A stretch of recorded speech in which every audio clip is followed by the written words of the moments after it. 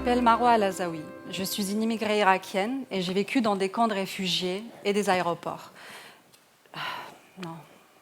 Je m'appelle Marwa Kupif, je suis franco-irakienne et je dirige une agence de marketing. Non, c'est pas ça non plus.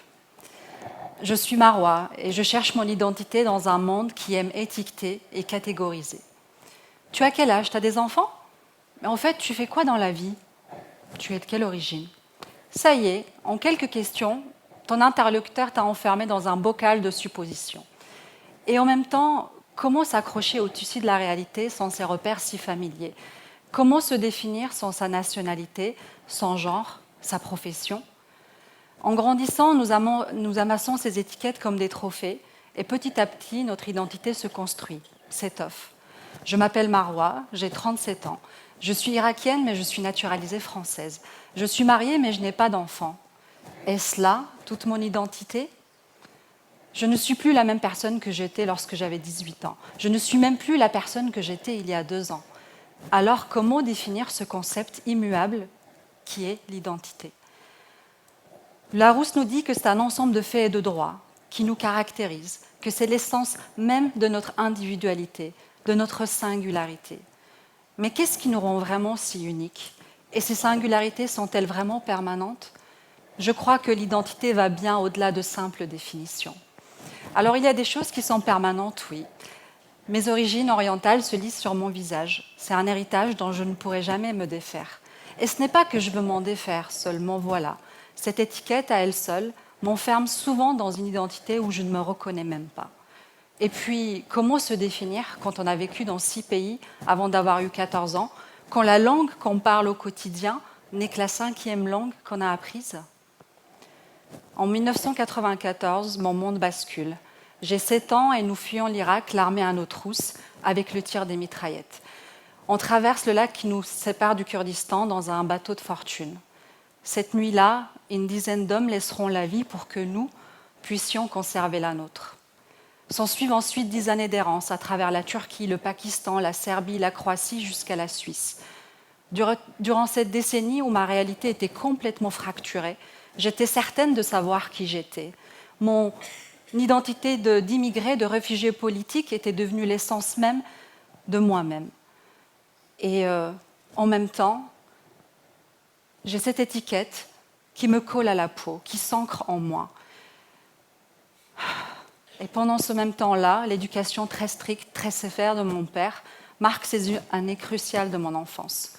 Attache tes cheveux, ne montre pas ton corps, ne parle surtout pas aux garçons et ne t'amuse pas à t'aventurer à plus de 500 mètres de la maison. Dans cette prison psychologique, je m'accroche à mon identité comme à une bouée de sauvetage. Elle explique cette douleur que je ressens à exister dans cette réalité. Elle rationalise toutes ces violences psychologiques que je subis. Voilà qui je suis, définie par le monde adulte, définie par la loterie de la naissance. Mon père me brise avec ses injonctions et chacune d'entre elles devient une nouvelle étiquette. Mais le plus cruel dans tout ça, c'est que je cesse de m'aimer. Et durant toute ma vie de jeune adulte, je vacille entre compulsion alimentaire et besoin viscéral de validation extérieure pour combler ce vide qui est en moi. C'était une tentative désespérée pour retrouver l'amour que moi-même je ne me portais plus. Nous sommes en 2017, j'ai 30 ans, j'ai déménagé en France, je me suis mariée et ça fait des années que je n'ai pas reparlé à mon père. Un soir, alors que je suis en train de nager à la piscine, une révélation me frappe. Je n'ai plus honte de montrer mon corps. J'avais eu l'interdiction de porter un maillot de bain lorsque j'avais 11 ans. Et il m'aura fallu presque 19 ans pour décoller cette étiquette de pudeur qui pèse sur tant de femmes. Galvanisée par cette révélation, je rentre à la maison et je me lance dans l'écriture de mon premier roman, Marathon vers la liberté. Et je suis pleine de certitudes. Mais au fur et à mesure que je fouille dans les recoins les plus sombres de mon enfance, mes certitudes s'effritent une par une. Je réalise que j'ai plus souvent vécu comme une version de moi, une version qu'on attendait que je sois. Je me suis niée jusqu'à ce que je plonge au fond d'un gouffre abyssal. Alors, je pars en quête de réponse à travers l'écriture, car la quête de l'identité est un voyage intérieur qui ne peut se déléguer. Donc, j'écris, j'analyse et j'enlève les étiquettes.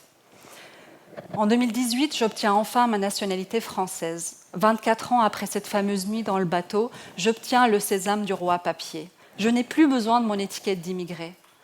Pourtant, je me sens comme un ovni, ni tout à fait irakienne, ni tout à fait française, mais un mélange des deux, et portant les influences de tous les pays que j'ai traversés. En 2019, je coupe mes 90 cm de cheveux. Je ne veux plus de l'étiquette de la fille aux cheveux longs. En 2020, avec mon mari, nous décidons que nous n'aurons pas d'enfants. L'étiquette de celle qui voulait être mère n'a pas été si facile à enlever. Et en même temps, j'accumule des nouvelles expériences qui me valent de nouvelles étiquettes. Je pousse mes études et ma carrière au sommet des standards de réussite, cherchant vainement l'apaisement dans mes réussites académiques et professionnelles. Je cours 8 marathons, puis un 100 km. Je pousse mes limites physiques et mentales pour montrer à la petite Marwa qu'elle est bien plus résiliente et forte qu'on ne le lui a laissé croire. Et en même temps, je cultive ma solitude. Je pars souvent seule pour écrire ou pour marcher. Dans un monde qui file à toute allure, où nous avons tendance à nous reposer sur les autres pour combler nos besoins affectifs, retrouver ce lien à moi-même m'a été essentiel. Il m'a permis d'enfin me reconnecter à ma voix intérieure. Ainsi, chaque élément de cette quête m'a permis de trouver une partie de la réponse. Nous avons tous un vécu différent qui nous façonne. Et au fur et à mesure de notre vie, nous accumulons des étiquettes. Mais elles ne sont finalement que ça, des étiquettes. Certaines sont superficielles et d'autres plus profondément ancrées en nous. Mais quand on enlève toutes ces couches, que nous reste-t-il ? Qui sommes-nous sans nos étiquettes professionnelles, genrées, culturelles ?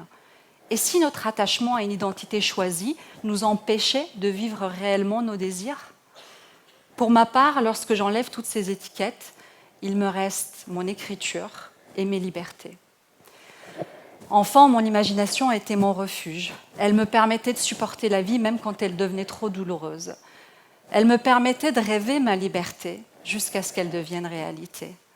Aujourd'hui encore, ces émotions intenses que je ressens nourrissent mon élan créatif. Une image, une histoire, une chanson peuvent déclencher l'avalanche d'émotions. Les images se bousculent dans ma tête et mettent en éruption ce volcan d'inspiration. Et je crois que c'est ça aussi qui me permet, moi, de donner du sens et de la force à cette mélancolie qui m'habite désormais. Il n'y a pas de chemin prédéfini. Chaque expérience de la vie nous invite à nous découvrir, à condition que nous soyons honnêtes avec nous-mêmes, que nous écoutions vraiment cette voix intérieure plutôt que toutes les injonctions extérieures. Aujourd'hui, je sens un alignement qui opère peu à peu. Je sens une harmonie nouvelle émerger, une harmonie que je n'avais jamais ressentie auparavant. Je crois que ma quête n'était pas tant celle des étiquettes, mais plutôt celle de l'amour de soi. Je suis Marwa et je n'ai plus peur d'être celle qui je suis au fond de moi. On pourrait me définir de plein de façons, mais mon identité est tissée de milliers de fils. Et j'ai commencé à créer mes propres étiquettes et, bon sang, qu'est-ce que ça fait du bien. Merci beaucoup.